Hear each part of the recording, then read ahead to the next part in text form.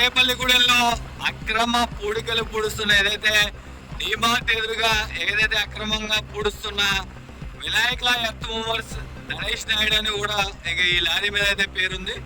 ఈ లారీలు ఎక్కడి నుంచి వస్తున్నాయి, ఏ అడవిలోంచి మట్టి తవ్వుతున్నాయి, పోలవరం కుడి కాలువ గట్లు మట్టి తవ్వుతున్నట్లుగా మనకైతే సమాచారం ఉంది. ఆ లారీలు అయితే మనం ఇప్పుడు ఫాలో అవుతున్నాం. ఎక్కడ లోడ్ అవుతుందో చూద్దాం. ఇది ఆవపాడు నుంచి లోపల పోలవరం కాలువ గట్టుకు వెళ్ళే దారి.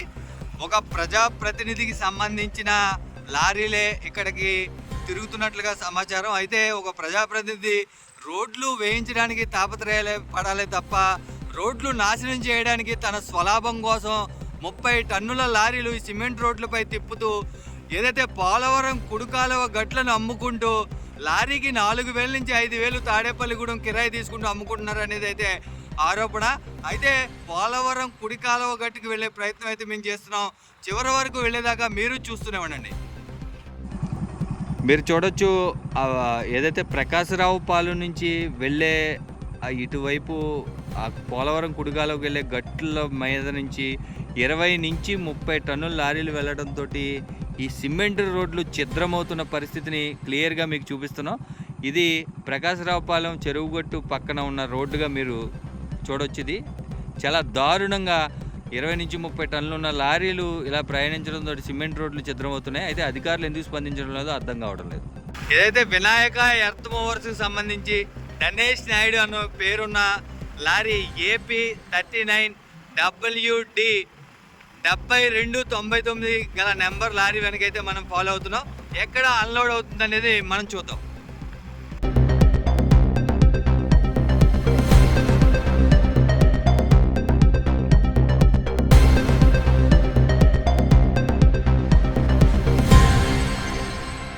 మనం ఇప్పుడు వెంకటరామన్నగూడెం సెంటర్లో ఉన్నాం. వెంకటరామన్నగూడెం నుంచి ఏదైతే ASN అని పేరున్న వినాయక ఎర్త్ మూవర్స్ గణేష్ నాయుడు అనే పేరున్న లారీ ఉందో పోలవరం కుడి కాలువ గట్టు మట్టి తవ్వుకుంటూ తాడేపల్లిగూడెం వైపు వెళ్తుంది.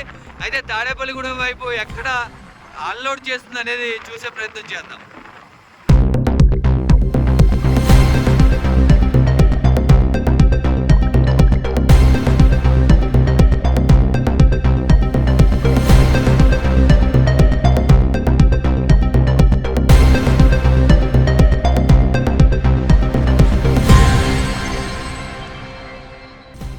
మీరు చూస్తున్న ప్రదేశం అయితే మిర్చి దాబా నుంచి ఏదైతే పాత మిర్చి దాబా నుంచి డీమార్ట్ ఎదురుగున్న సందులోంచి వెనకాలకు సంబంధించి ఒక రెడ్డి గారి స్థలంగా తెలుస్తోంది. ఇది అతిపెద్ద లేఅవుట్, దాదాపుగా 20 నుంచి 25 ఎకరాల లేఅవుట్లోకి ఈ అక్రమ ఏదైతే మట్టి ఏదైతే ఉందో పోలవరం కుడికాలువ గట్టుకు సంబంధించిన మట్టిని ఆవపాడు నుంచి లోపల ఉన్న కాలువ గట్టును పగలు రాత్రి తేడా లేకుండా దాదాపుగా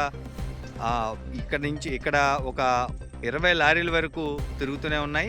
అయితే ఇక్కడ చర్యలు తీసుకున్న అధికారులు అయితే ఏం చేస్తున్నారు అనేది తేలాల్సి ఉంది. అయితే ఈ మిర్చి దాబా వెనుక ఉన్న ఒక రెడ్డి గారికి సంబంధించిన లేఅవుట్లో అయితే ఈ మొత్తం అయితే డంప్ అయితే జరుగుతూ ఉన్నట్టుగా మనకైతే తెలుస్తోంది. దాదాపుగా ఆవపాడు కాలువగట్టు నుంచి ఏదైతే ఆవపాడు ఊళ్ళోంచి సిమెంట్ రోడ్లను సైతం చిత్రం తీస్తున్న విజువల్స్ కూడా మీకు ప్రజెంట్ చేస్తాం, మీరు చూస్తూనే ఉండొచ్చు. అయితే ఇంత ధైర్యంగా రాత్రి పగలు తేడా లేకుండా 100 లారీలు తిరుగుతున్న సంబంధిత అధికారులు ఎందుకు చర్యలు తీసుకోవడం లేదనే దానిపైన మీరు చూడొచ్చు. లారీలు అర్ధరాత్రి అపరాత్రి లేకుండా తిరుగుతూనే ఉన్నాయి. మీరైతే క్లియర్గా చూడొచ్చు. నేను ఏదైతే మీకు వివరిస్తుండగా కూడా ఒక లారీ అయితే మనల్ని పాస్ చేయడం కూడా మీరు చూశారు. అయితే చాలా దారుణంగా, ఇంత దారుణంగా 100 ఎకరాలు ఇక్కడ అక్రమ లేఅవుట్లు పూడ్చుకోవడం, అక్కడ కొన్ని ఎకరాల కొన్ని కొండల్లాంటి ఉన్న గట్లను సైతం తవ్వుతుండడం, పోలవరం కుడికాలువ గట్లను మొత్తం తవ్వుకుంటూ పోతూ ఉన్న ఏదైతే పోలవరానికి సంబంధించిన ఇరిగేషన్ అధికారులు ఏదైతే ఉన్నారో వాళ్ళు పట్టించుకోకపోవడం, అధికారులందరూ మామూలు మత్తులో జోగుతుండడమే దీనికి ప్రధాన కారణంగా చెప్పొచ్చు. అర్ధరాత్రి అపరాత్రి లేకుండా పట్టపగలు 24 అవర్స్ అయితే ఈ పోలవరం కుడికాలువ గట్లని ఆవపాడుకు సంబంధించిన ఒక ప్రజాప్రతినిధి ఒక 2 JCBలను ఏర్పాటు చేసి అదే పగల టైంలో అక్కడ ఒక చోట డంప్ని ఏర్పాటు చేయడం కూడా, ఆ డంప్ కూడా రేపు మనం నెక్స్ట్ ఎపిసోడ్లో ఆ డంప్ను కూడా చూపించే ప్రయత్నం చేస్తాం. అయితే వీళ్ళ మీద ఎందుకు చర్యలు తీసుకోవడం లేదు? అధికారం మా వైపున ఉందంటూ కూడా మేము అధికార పార్టీకి సంబంధించిన వ్యక్తులం అంటూ కూడా పలువురు వద్ద వ్యాఖ్యానించినట్టుగా తెలుస్తుంది. పుష్ప సినిమాలో చెప్పినట్టు ప్రపంచంలో ఏడా దొరకని సరుకు మా వద్ద ఉందంటూ కూడా ఇక్కడ ఏదైతే రియల్ ఎస్టేట్ వెంచర్‌లో యజమానులకు చెప్పి మంచి కంకర మేము ఇస్తామంటూ కూడా ఇక్కడ తోలుతున్నట్టుగా తెలుస్తోంది.